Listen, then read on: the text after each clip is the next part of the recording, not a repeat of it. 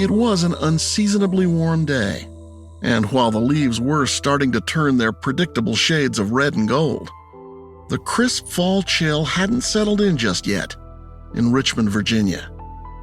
It was Monday, September 26th, 2016. That evening seemed pretty typical in the Jacobs household. 21-year-old Keeshae Jacobs was getting ready to go out, while her mother Toni and her brother settled in for the night. Keeshae did seem a little troubled as she headed out. She'd had an argument with her boyfriend. She was pretty upset, but me and her brother seemed to talk her down. And then she was like, all right, Mom, going with one of my friend's house. I'll be back tomorrow. Before leaving, Keeshae vowed to be back bright and early to make her 25-year-old brother Davon a heaping stack of pancakes. Toni remembers the moment she watched her daughter walk out the front door, wearing her go-to outfit, black basketball shorts, pink and black Nikes, and a pink scarf. I was like, all right, just be careful. Let me know you made it there safely. Around 11 o'clock, Toni got ready for bed. She had to work the next morning. After her shower came a text message from Keeshae. She texted me and told me that she was there. And I was like, just be careful. I love you. She was like, I love you too. The next morning came, and when Toni woke up, the smell of pancakes in a skillet was not filling the house. Keeshae hadn't kept her promise, and she hadn't come home yet. Toni got ready for work and figured she'd hear from her daughter later. Then, when Toni's lunch break rolled around and she still hadn't heard from Keeshae, her mama bear alarm went off, and she started calling. Your call has been forwarded. Those calls went to voicemail, and Toni knew something was wrong.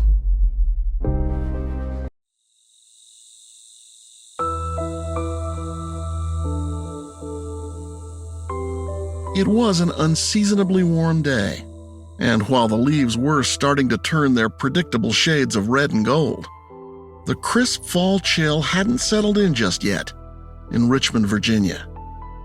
It was Monday, September 26th, 2016. That evening seemed pretty typical in the Jacobs household. 21-year-old Keeshae Jacobs was getting ready to go out, while her mother Toni and her brother settled in for the night. Keeshae did seem a little troubled as she headed out. She'd had an argument with her boyfriend.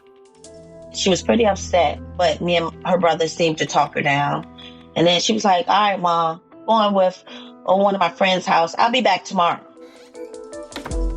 Before leaving, Keeshae vowed to be back bright and early to make her 25-year-old brother Davon a heaping stack of pancakes. Toni remembers the moment she watched her daughter walk out the front door, wearing her go-to outfit, black basketball shorts, pink and black Nikes, and a pink scarf. I was like, all right, just be careful. Let me know you made it there safely. Around 11 o'clock, Toni got ready for bed. She had to work the next morning. After her shower came a text message from Keeshae. She texted me and told me that she was there. And I was like, just be careful. I love you. She was like, I love you too. The next morning came, and when Toni woke up, the smell of pancakes in a skillet was not filling the house. Keeshae hadn't kept her promise, and she hadn't come home yet. Toni got ready for work and figured she'd hear from her daughter later. Then, when Toni's lunch break rolled around and she still hadn't heard from Keeshae, her mama bear alarm went off, and she started calling. Your call has been forwarded. Those calls went to voicemail, and Toni knew something was wrong. I'm Josh Mankiewicz, and this is Missing in America, a podcast from Dateline. For Toni Jacobs, life from that day forward would become a sort of Groundhog Day. She couldn't have known that the growing worry she was feeling about her daughter would evolve into urgent questions that would go unanswered for years. And that she would personally have to take on the role of investigator. This is the story of one mother's desperate search, a mother who believes that 6 years later, her missing daughter is still alive. I just want her to know that Mommy loves you so, so much, and I miss you so much. I am fighting, and I ain't giving up until I find you. She is the heart of this story, but it's her heart that's been broken several times. And I just kept praying that both of my children were okay. This is also a story that raises serious questions about how missing persons cases are investigated and reported. Natalie Wilson is co-founder of the Black and Missing Foundation. Race should not be a barrier to equal treatment under the law and media coverage. Listen closely, because something you hear in this podcast might trigger a memory. Maybe you know something that could make all the difference and change the direction of this case. When she sat down to talk with me, Toni was wearing a blue t-shirt with one word across the top: survivor. The morning after her daughter failed to come home from a visit with friends, Toni reached out to her over and over again. I just kept calling her phone. I texted her brother, and he was like, no, I ain't heard from her mom. She's okay. Maybe she just hung out with her friends or whatever. I tried to explain to people that even though, like, Keeshae's phone was broke one time, she would use somebody else's phone to let me know she's okay or what's going on. Or she'll log on to Facebook and message me on Facebook and let me know, hey, Mom, my phone broke. I'm still with so-and-so. I'll give you a call. Or can you come pick me up when you get off work? And you weren't getting any of those messages? No, I didn't get anything. So by the time I got off work, I checked with her brother again. He was like, nah, Mom. He saw that I was worried. Toni began calling all of Keeshae's friends. They was like, Miss Toni, we're going to call around and check and see if anybody heard or seen Keeshae. And I was like, okay, thank you. Just give me a call back. And I'm sitting there waiting. That's a Tuesday. And nothing. So I'm calling her friends, and they're like, no, we still ain't heard nothing. It made no sense to Toni. Her daughter hadn't even gone far from home, in a city she'd always considered safe. Keeshae Jacobs grew up in Richmond. It's a city where the present meets the past in nearly every way. And it's in the past where we will begin. That's because Richmond is where Toni decided to start her own family some 30 years ago, raising Keeshae and her brother Davon. Edgar Allan Poe, who lived in Richmond for a spell, once wrote, "We loved with a love that was more than love." And in talking with Toni, this could have been written about her adoration for her daughter, Keeshae Unique. And Keeshae, well, she was unique from the beginning. It all started with her name. They told me it was a girl, and I really wanted a boy because, I had that impression that girls was going to give you a lot of hell. Sorry. So I was scared. But once I came to terms, I was having a girl. She's going to be unique. It's just, I don't know. That's what popped into my head for her. And she's my unique baby. In Toni's memories, there's always a sparkle in Keeshae's eyes, especially when she was cheek to cheek with Toni, who, in photos taken at Keeshae's graduation, was beaming ear to ear with pride. Toni and her kids were a close-knit trio. Keeshae is my baby. As much as she want to act like she was grown, she still acted like a baby.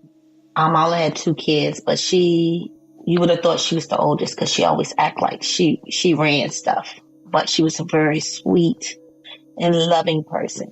Like, Keeshae loved to give hugs. And I used to tell people all the time, she can make you feel so special and so loved because she hugged you so much.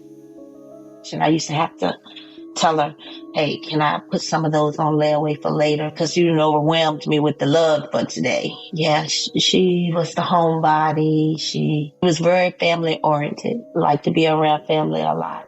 and treasured when we had spent time together. She used to be my little sidekick most of the time. You took her everywhere with you? If my friends were cooking, Keeshae was going because she was greedy and she liked to eat. So, yeah. So she liked to go places with me. She liked being around me and my friends. So, yeah. As Keeshae grew older, she began to think about her future. She liked kids and kids liked Keeshae. But she always loved being around kids. So that's where I saw her at. Back in 2016, one duty Keeshae never took lightly was keeping a close eye on her brother, even though he was 4 years older. She wanted to make sure Davon stayed safe after returning home. He was incarcerated for a short period of time, and she was excited that he was home. So that was her main focus. Like, her best friend, her brother was home, and her main priority was making sure he stayed out of trouble. Toni says she was never concerned about Keeshae getting into any trouble. Her daughter, the homebody. I didn't have to worry about her going out to the clubs or anything like that. Keeshae was the type of person that she would be happy in a pair of basketball shorts and a tennis shoes and a t-shirt. What Toni did worry about was the company Keeshae sometimes kept. I just used to talk to her and be like, hey, just be cautious. Everybody that said they're your friend is not your friend. A real friend would try to make sure you stay on the positive and the up and up. So she may have had one or two that were okay, and then she had some that was like questionable. There was one young woman Toni warned Keeshae about in particular. Call it mother's intuition. It was just something about the girl. I can't even put my finger on it.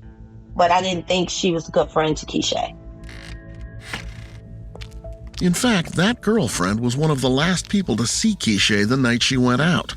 She and Keeshae's best guy friend. The last night that I saw Keeshae, one of her other best friends picked her up, which I trust Keeshae with him like 100%. But the female, no, I did not care for her. You didn't care for her, but she was 21 and she's allowed to choose her own friends. Exactly. And that's why I tell people, you'll never know everybody that your children are friends with. After a full day with no word from Keeshae, Toni tried desperately to catch some shut-eye, all the while hoping and praying her phone would ring and wake her up with Keeshae on the other line. Well, there was no sleep to be had. Her gut feeling and her heart would not allow it. I'm frantic. The next morning, I put my clothes on. I'm like, something's wrong. I know something's wrong. So I have to do something. So I just started knocking on people's doors. No one said they'd seen or heard from Keeshae. So Toni's sister convinced her to report Keeshae missing. She went to the local Richmond police station and found it's closed that time of night.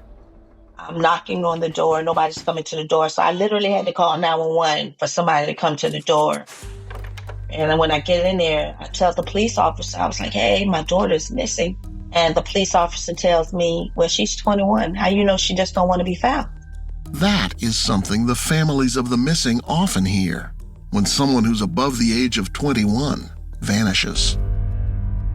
To law enforcement, they look at it that as this person is an adult, they can come and go as they please voluntarily. So they don't look at it as a big deal. Missing persons isn't a crime. Natalie Wilson from the Black and Missing Foundation, whose mission is to bring awareness to missing persons of color.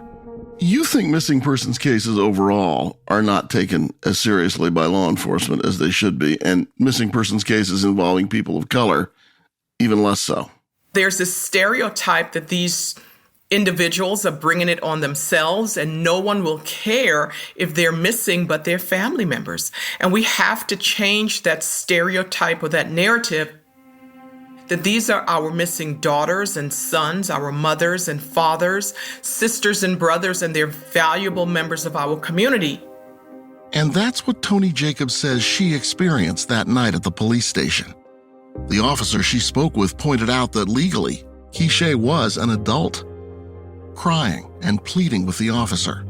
Toni says she pulled out her phone to show him past text messages from Keeshae. I I hear from her every day, all day long, and something's wrong. So he went ahead and took her information. He told her a detective would reach out the next day. So far, she'd learned that Keeshae's best guy friend dropped her off at a house with the girlfriend. That same girlfriend Toni didn't trust. So that day, Toni began her own investigation and knocked on the door where Keeshae's friend had left her. That's where she met someone who she believes knows more than he's telling her or police.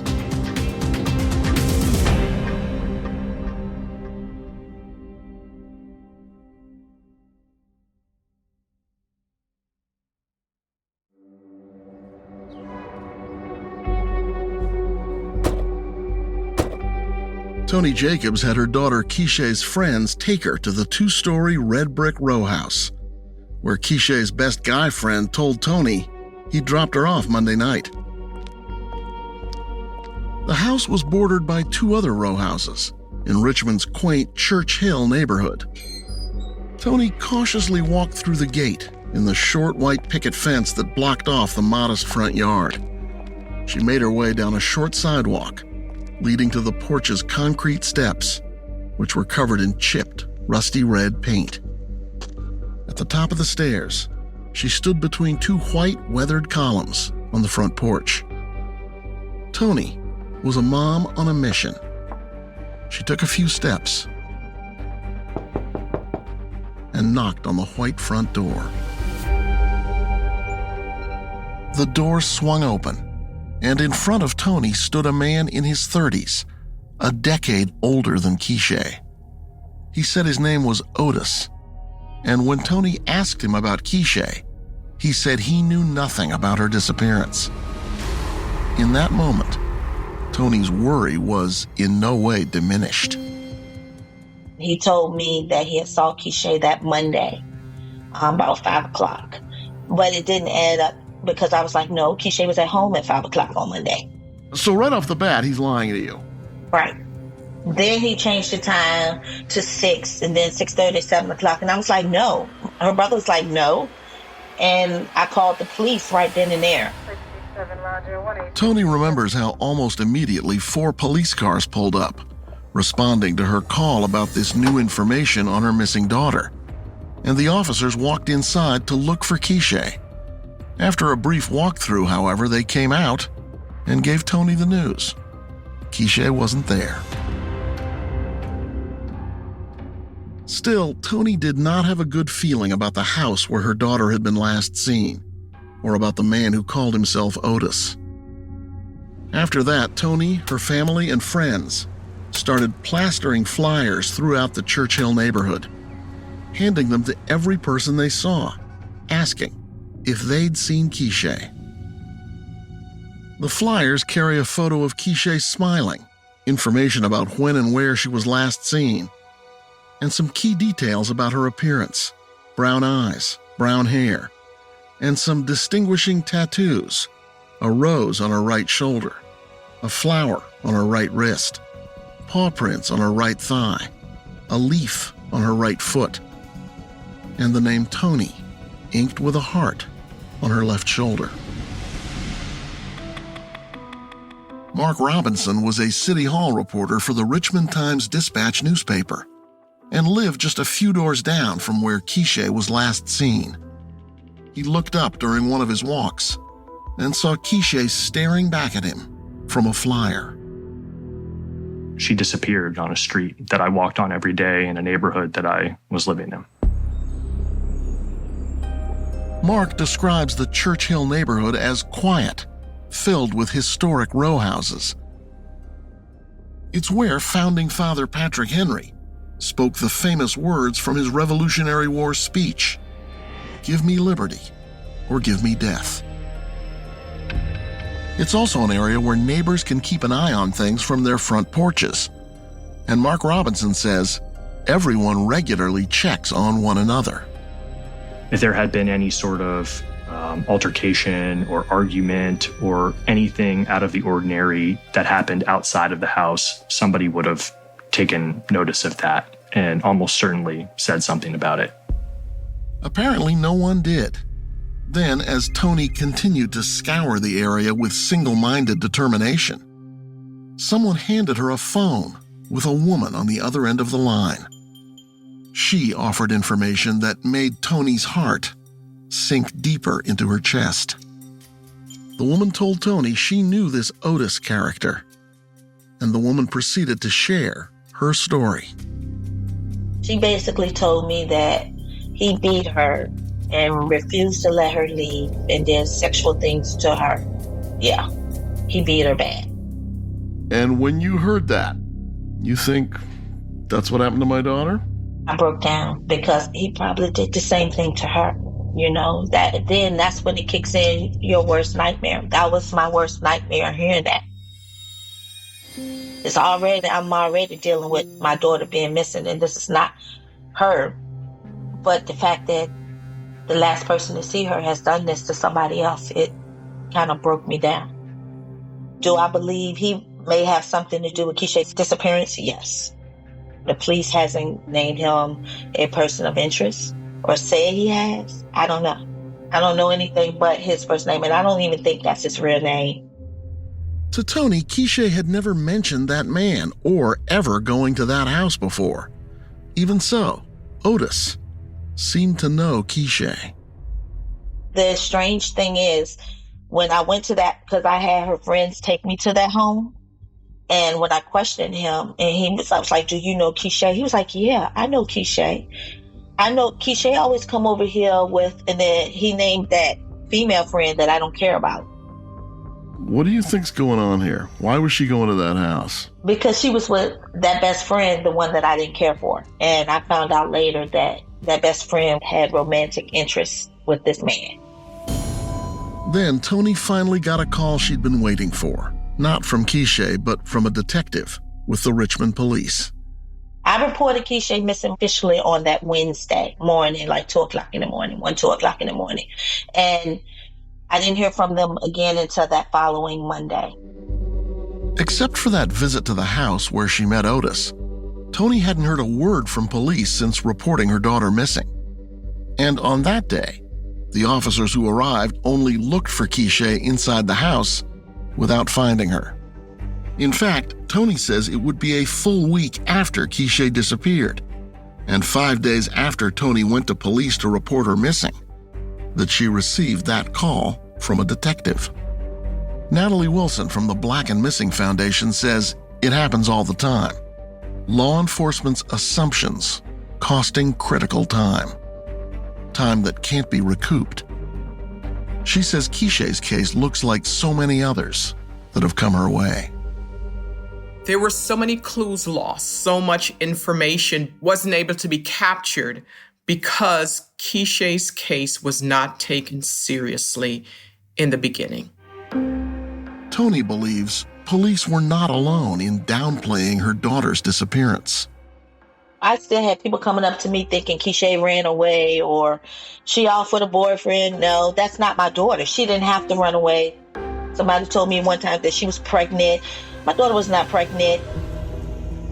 As Toni's search for Keeshae continued, and she pleaded with police for answers, reporter Mark Robinson pitched the story to his editor, even though it veered from his normal beat at City Hall. He ended up writing a Mother's Day feature about Toni, hoping to include some intel about any new leads on the case. Except the seasoned reporter ran into roadblocks when he tried to pry any information from the police. I sent a list of questions to the police department that they said they would respond to, and then ultimately they provided a sentence or two in response, but did not address the questions. Why do you think it is that Richmond police have sort of circled the wagons on this story and not sought more help from the public? If they do have a suspect or a person of interest, they haven't named them, and they haven't made much headway on the investigation in recent years. And I think that they haven't provided additional information because they don't know what happened.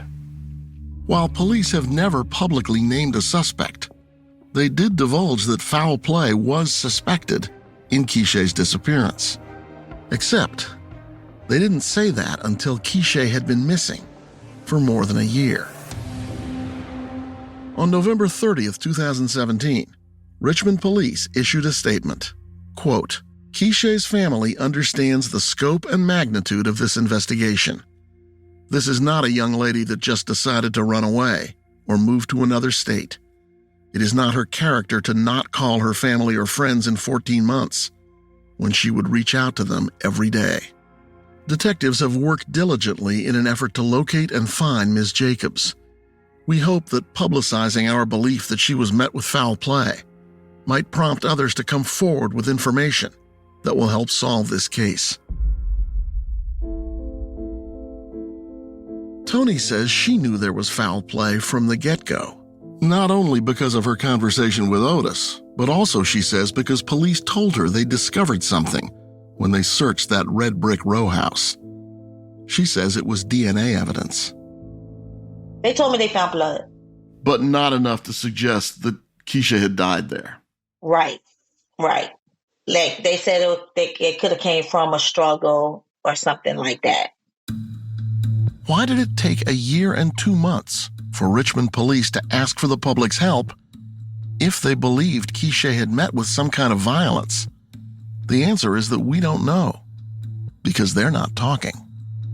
All we can say is that police acknowledge something happened to Keeshae inside that house. That's what I kept telling them, and they made me frustrated. I think they just don't want to hear it.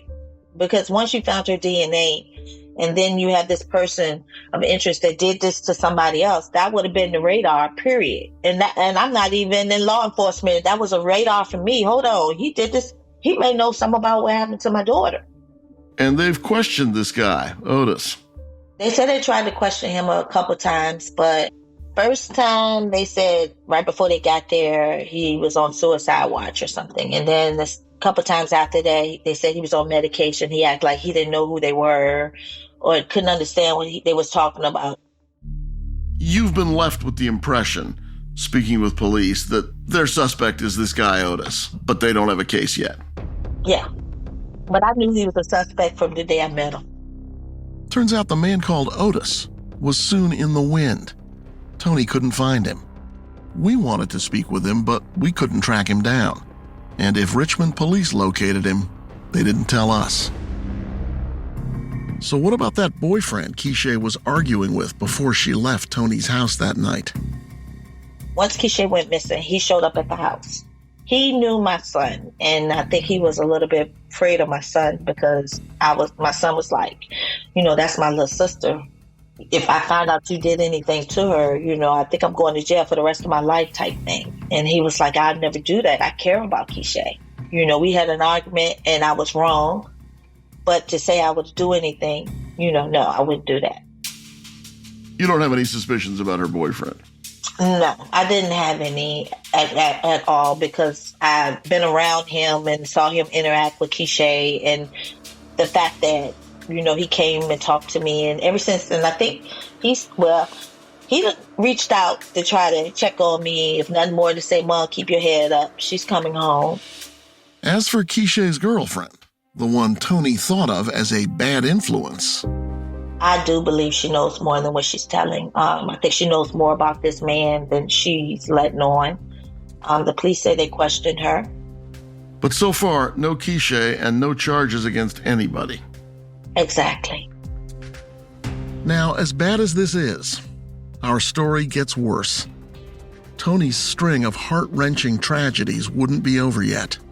Just a couple of months after Keeshae disappeared, Toni received a knock at the door. On the other side was another crushing blow.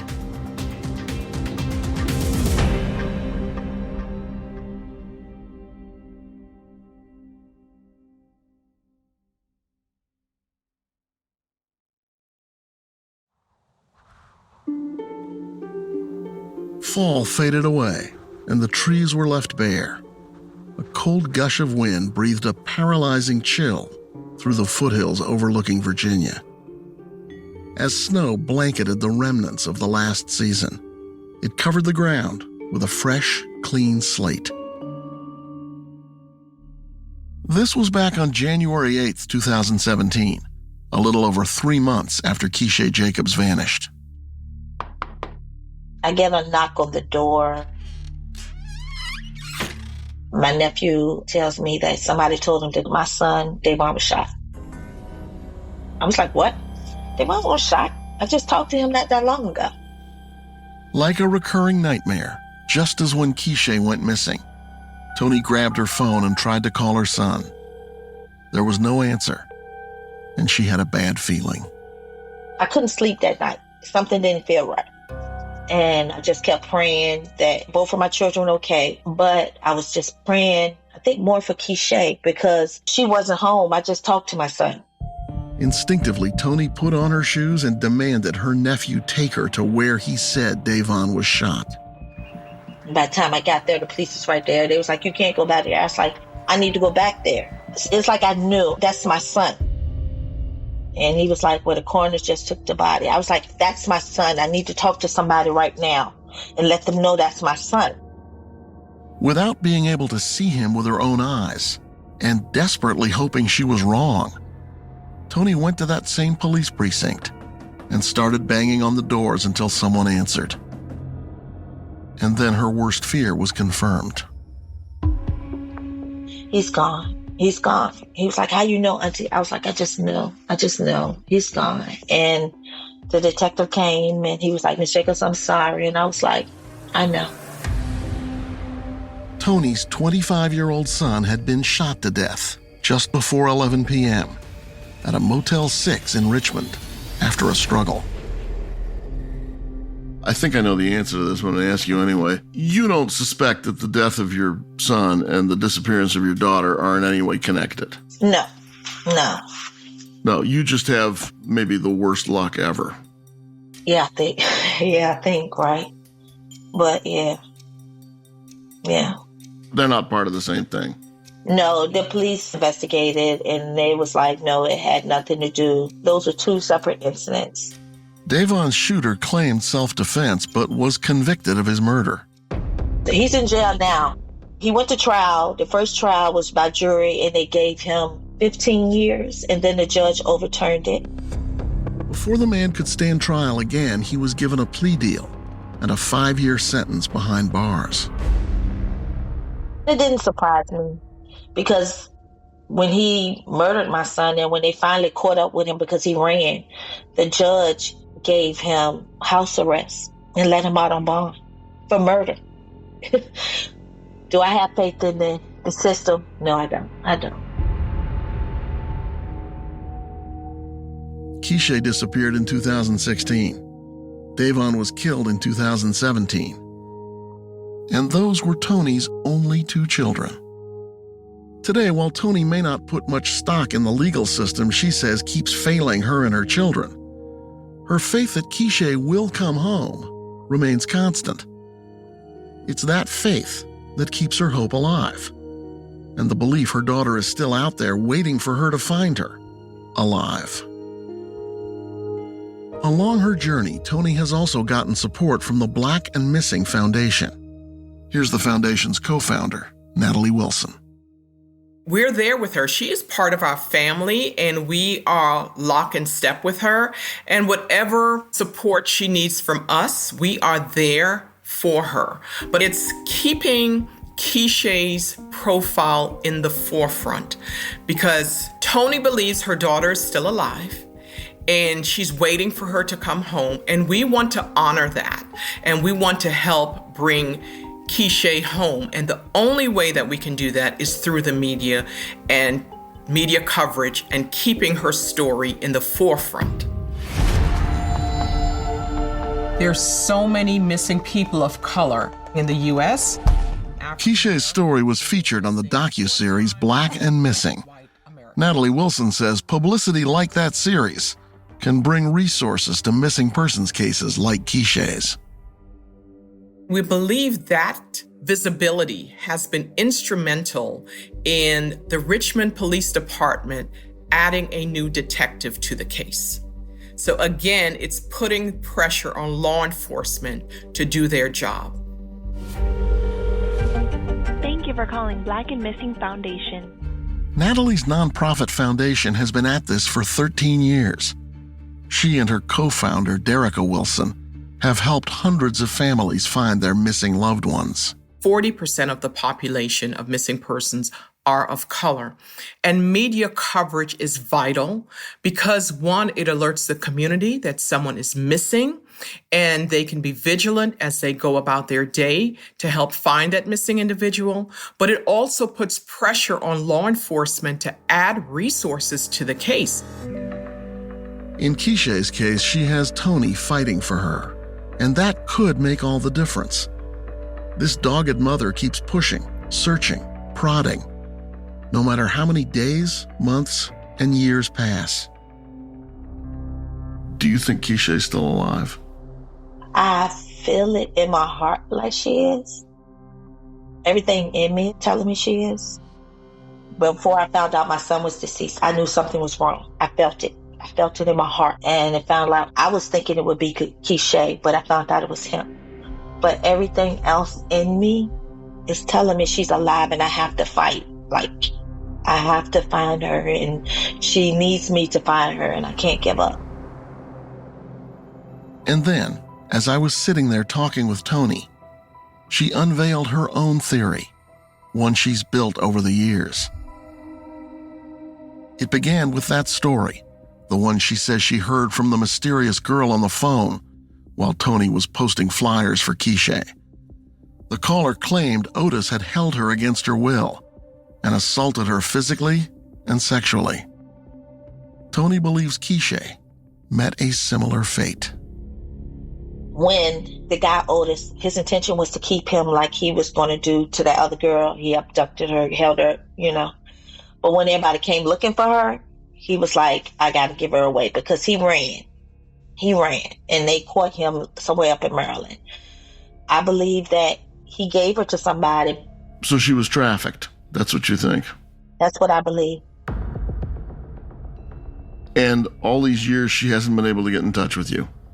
I done had phone calls where people call me or somebody be on the phone and don't say anything. Or I done had phone calls where people ask and confirm that it's me that they're talking to and I can hear them talking to somebody in the background, but I don't know who it is.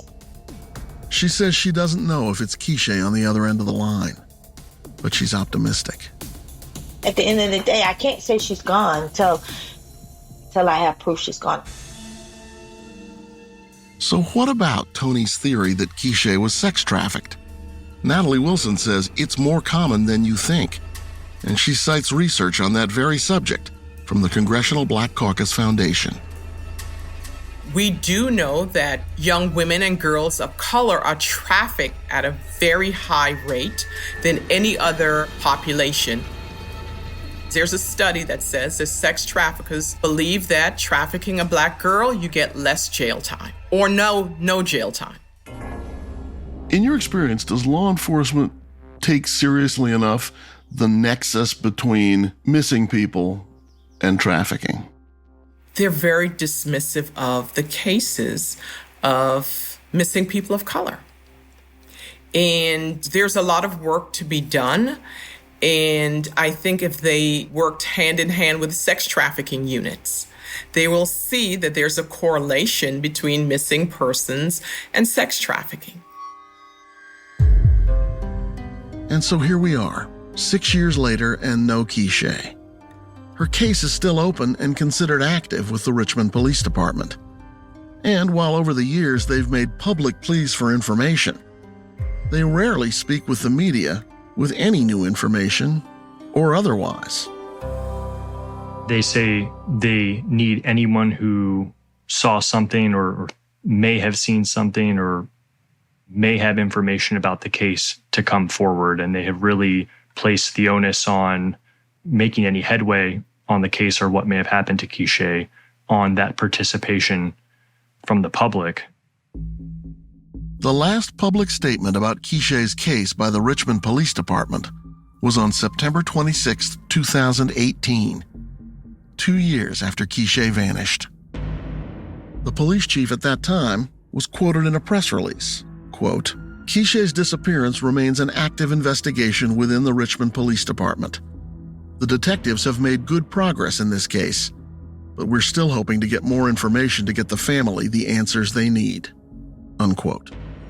Since then, no one in the department has spoken publicly about her case, and they declined Dateline's request for an interview. They did say it's still an open investigation.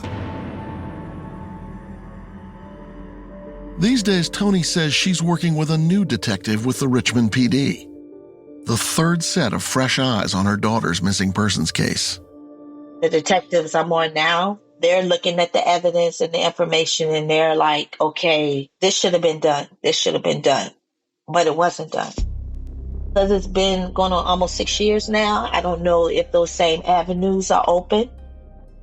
But I believe in my heart that they're still trying to find Keeshae, at least from the conversations that we have. No matter how many years pass, how many seasons change, Toni continues to cling tightly to the only thing she has left, which is hope. Your son's dead and your daughter's missing. How do you go on? I don't believe I fully mourn my son's death because I still have to fight for Keeshae. So the fact that she's still out there, that pushes me. It